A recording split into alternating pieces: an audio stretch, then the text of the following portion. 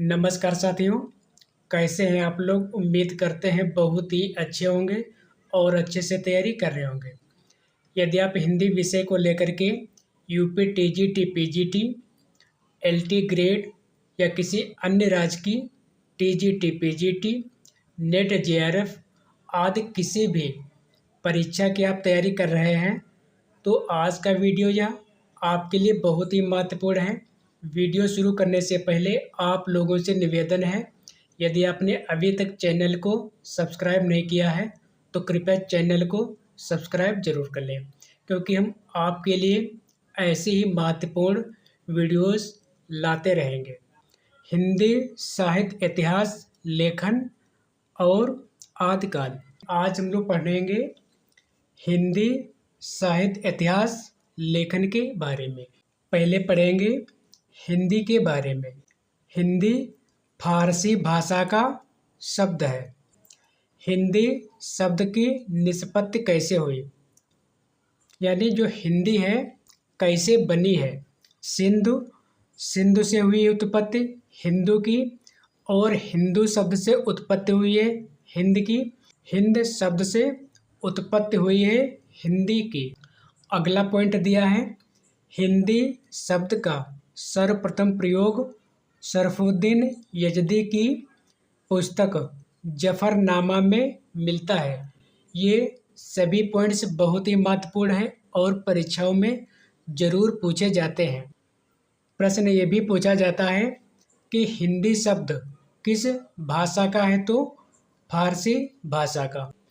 प्रश्न ये भी पूछा जाता है कि हिंदी शब्द का सबसे पहले प्रयोग किसने किया, तो हिंदी शब्द का सबसे पहले प्रयोग किया है शरफुद्दीन यजदी ने, और इनकी पुस्तक का नाम है जफरनामा।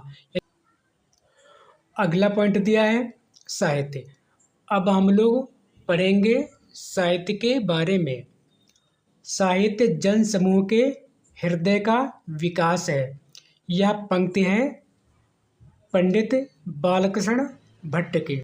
अगला पॉइंट है ज्ञान राशि के संचित कोश का नाम ही साहित्य है। यह पंक्ति है आचार्य महावीर प्रसाद द्विवेदी की। निबंध साहित्य की महत्ता में यह पंक्ति दी है। अब आते हैं अगली पंक्ति पर। मनुष्य ही साहित्य का लक्ष्य है। यह पंक्ति है आचार्य हजारी प्रसाद द्विवेदी की।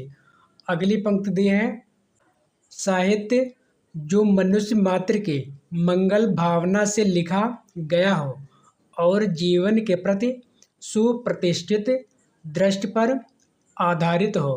मनुष्य को अज्ञान, मोह, कुसंस्कार और परमुखपेक्षता से बचाना ही साहित्य का लक्ष्य है। यह पंक्ति है आचार्य हजारी प्रसाद द्विवेदी की, और यह दी है निबंध साहित्यकार का दायित्व में। अगला पॉइंट दिया है साहित्य का इतिहास।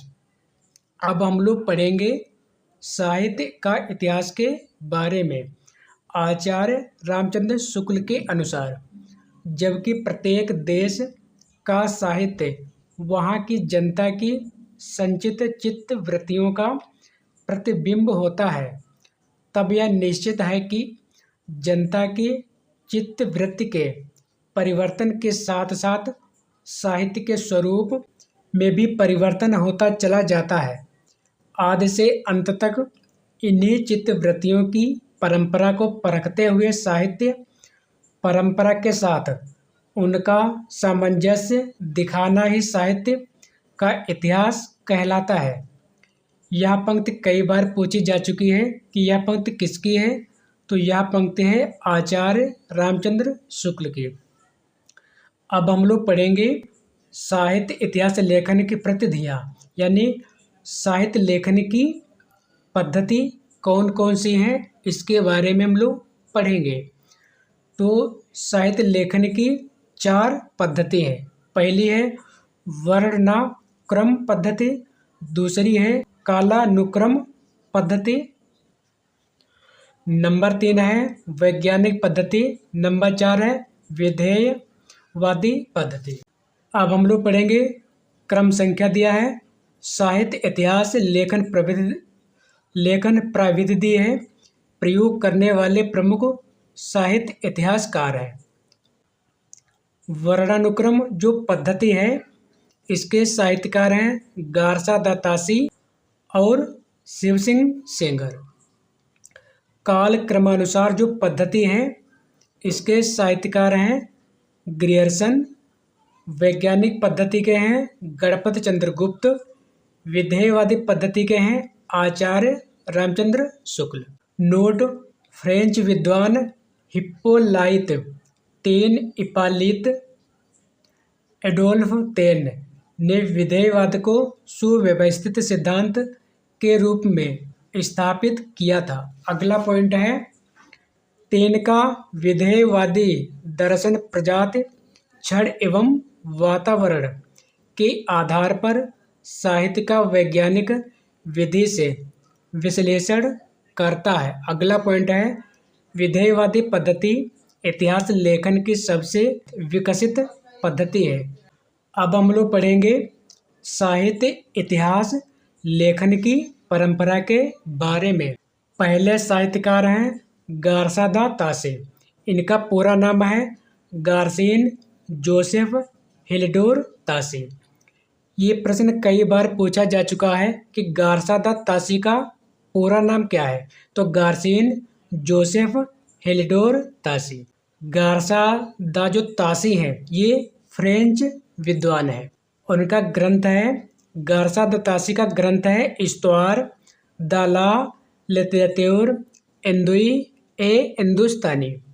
अगला है वर्णानुक्रम पद्धति में रचित है। ये जो ग्रंथ है यह वर्णानुक्रम पद्धति में रचित है। जो ग्रंथ है यह 3 भागों में है। पहला भाग है 1839 ईस्वी, दूसरा भाग है 1847 ईस्वी, तीसरे भाग का प्रकाशन हुआ था 1871 ईस्वी में। यह दूसरा संस्करण भी है। और यह जो ग्रंथ है इसकी भाषा है फ्रेंच।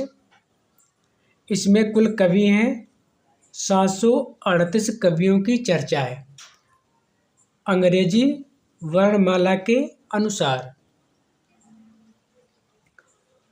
हिंदी के 72 कवि अंगद से हेमंत तक।